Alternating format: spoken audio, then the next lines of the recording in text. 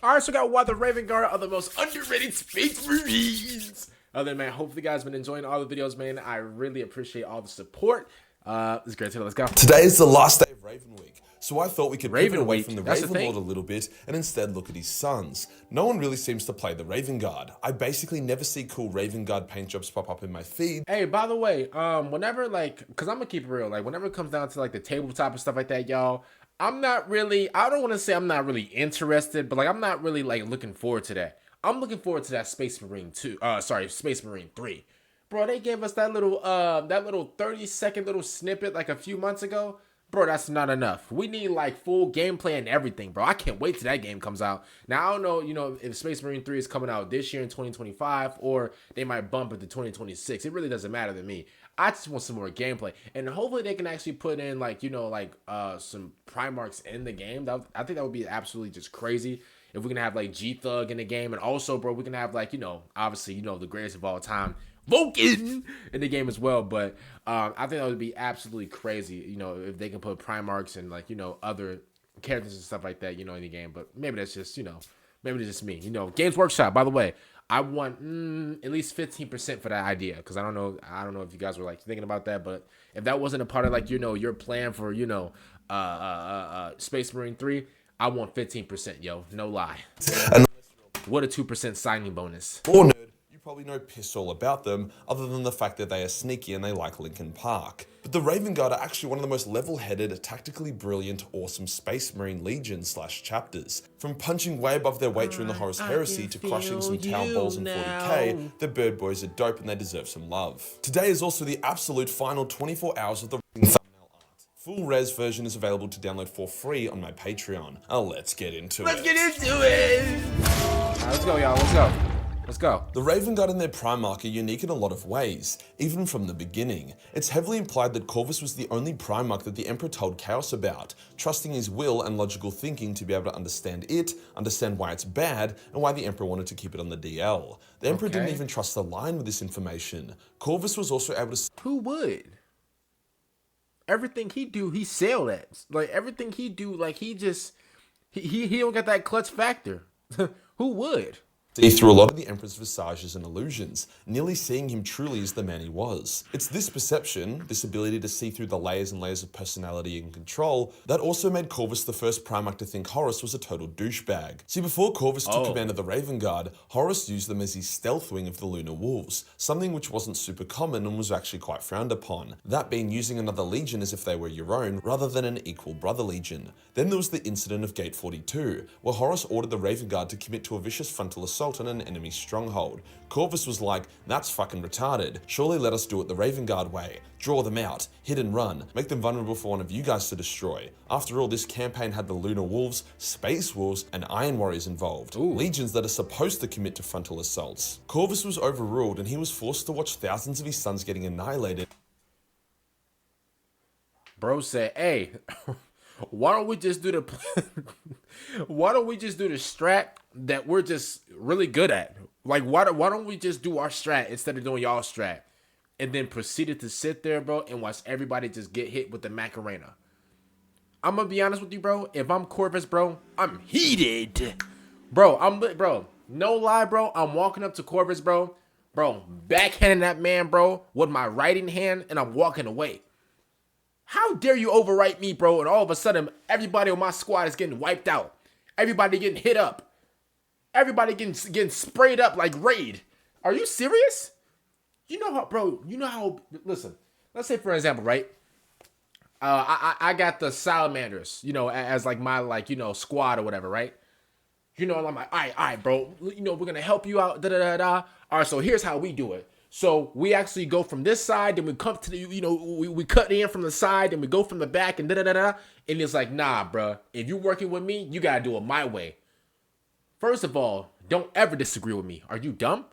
Bro, if we're helping you out, we're doing it our way. There's no, oh, well, you know, even though you're helping us, you know, the way we do it. No. If we're helping you out, if me and my squad is helping you out, we're doing it our way. What are we? Obviously, your way didn't work. This is why you needed help in the first place. Bro, I'll be sick as a fiddle. Bro, I'll be sick. Yo, I swear to bro, that's like, yo, that's like, yo, that's like your friend asking you for help on something, and then you come to him and be like, all right, okay, cool, all right, so here's how I do it, bro. Da da da da da da da da. And he's like, no, hold up, bro, pause. That's not how you do it. This is how you do it, bro. You called me for help. You called me for help, bro. Not gonna lie to you, bro. Like I said, if I'm Corvus, bro, I'm walking up to Horus, bro. I'm hitting that man with a backhand. I'm turning around and I'm walking away. He not gonna do nothing about it. Are you serious? As they charge an enemy stronghold without cover, Corvus would take the stronghold, but the casualties were wildly high. The only silver lining was that most of the dead were Terran-born, who Corvus did not like very much, due to them reminding him of the slave masters he grew up fighting against, and these Raven Guard would have likely wanted to join Horus during the heresy. Corvus would go on to punch Horus in the face and declare that he would never fight alongside him again. Oh yeah. Hey, Corvus, yo, you just got a few respect points from me, bro. I like that energy. What? How dare you? Yo, how dare you ask me for my help and then all of my people are gone? Bro, walked up to him, bro, backhand him like these, turn around and walk away. See, hey, I told, yo, y'all think that I'm, Delulu sometimes, bro. I'm telling y'all, see, the same way that I would react is the same way these Primarchs are reacting, bro. Corvus did the same thing that I just said.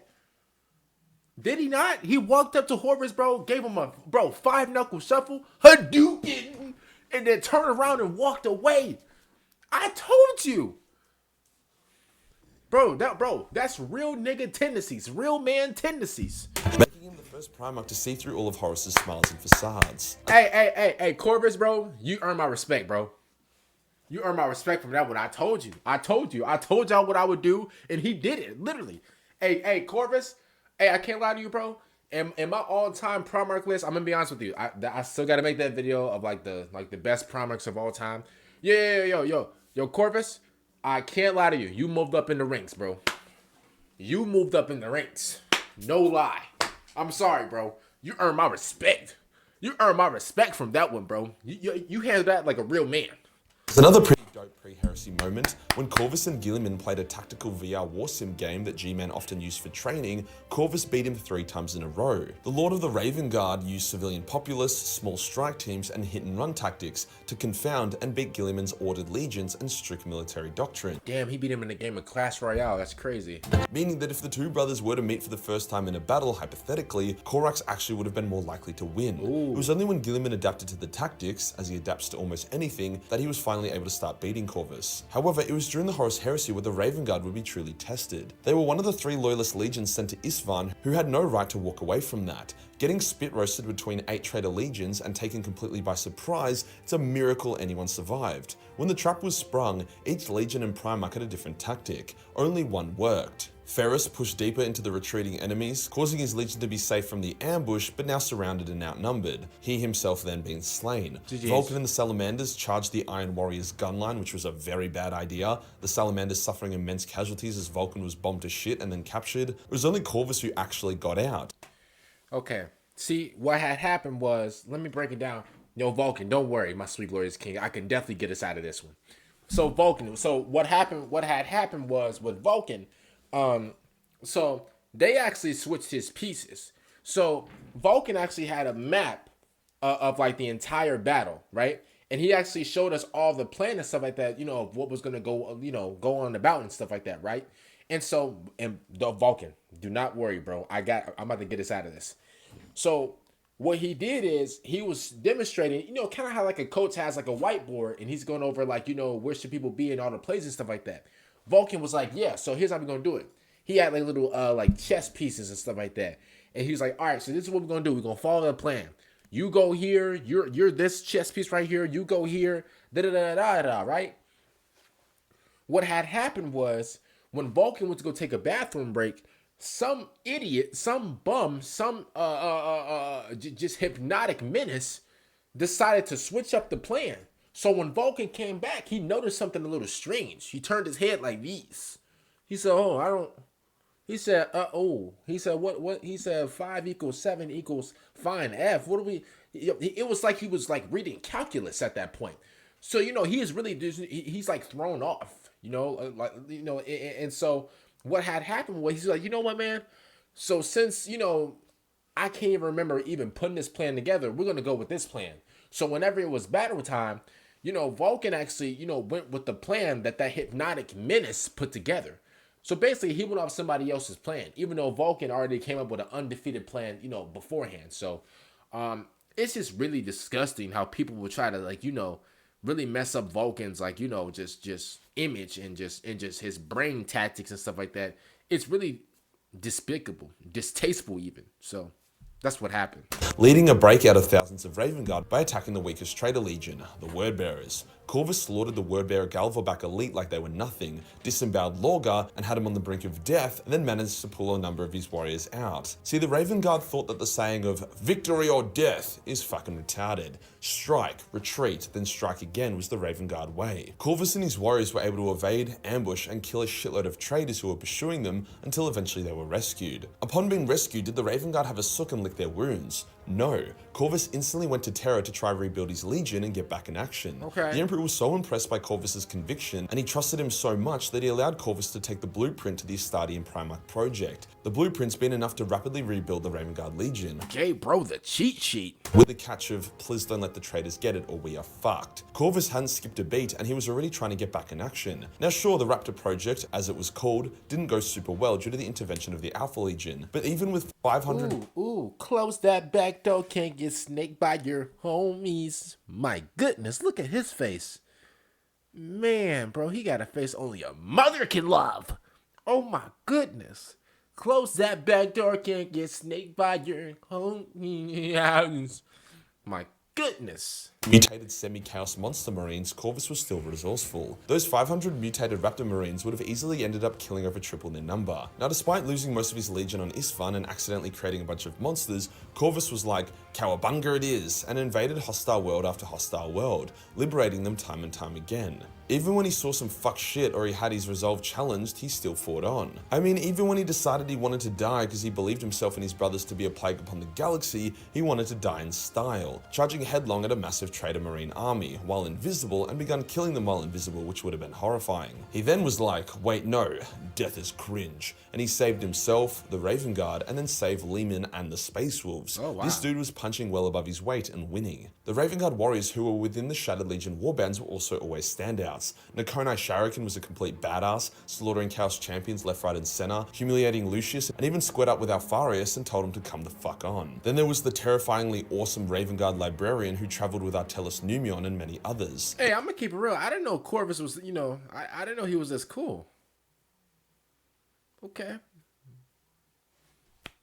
Like I said, you moved up in the ranks, on my list, you moved up on the ranks, Are you top 5? Maybe, I don't know. They always presented as very lethal and very capable. Out of all the Primarchs, Corvus was most in touch with who he truly was. The rest were so overloaded with doubt, it's a shocker that they got anything done. Corax faced his doubt and was baptized in blood and fire with it. This is why I believe he and only he managed to access his true Primarch power, that being to become a Shadow Raven demon thingo, which gave him the power to endure the Eye of Terror uncorrupted and be the word-bearer boogeyman for the past 10,000 years. The only other Primarch I know of unlocking their inner warp power is the Lion, who can now use his Forest Walk ability. The Raven Guard also have the Mordathan, the Shadow Masters, Raven Guard who inherited a measure of Corvus's Primarch ability to turn invisible and rage slip, making them Masters of the Shadow. Conrad was actually highly jealous of Corvus and the Raven Guard. Sure, they look similar, with their black eyes, pale skin, dark hair, and love of shoving lightning claws up people's asses, but while the Night Lords haunted the shadows, the Raven Guard owned them. The Raven Guard were the superior stealth masters. On top of this, the Raven Guard had patterns of weapons and vehicles that no other legion had due to their homeworld acting as their own private forge world. Shadowhawks instead of Thunderhawks, Whisper Cutters, and so on. Their power armor was also quieter than normal. When the Mechanicum was experimenting with the beaked armor variant, a lot of the legions disliked it, until the Raven Guard tried it and actually showed off how advanced it was and how much of an upgrade it was if you weren't a thick fuck. It was quickly adapted and then taken up by all legions after that, being named the Corvus pattern in honor of the Raven Guard Primarch. Even their starships were different. They had the unique technology that starships were meant to fly. Oh, I'm sorry, I didn't even mean it.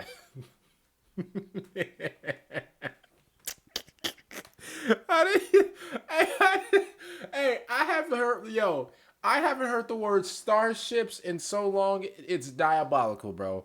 I just automatically, I don't know why, but like as soon as I heard the word starships, starships were meant to fly. Channel power from their void shields into these shimmer shields, which effectively made their ships invisible, which is wild to think about. There was a scene where an extremely arrogant Thousand Sun sorcerer who could more or less see the future, due to being able to calculate almost anything, was taking on a Raven Guard ship in space. So far, the Thousand Sun had predicted everything, so he cockily told his crew where to point their guns, anticipating that the Raven Guard ship would be there. Just as he was about to order them to fire, it was revealed his calculations were wrong. Thank you, by the way. Really appreciate it. Bless me. Thank you.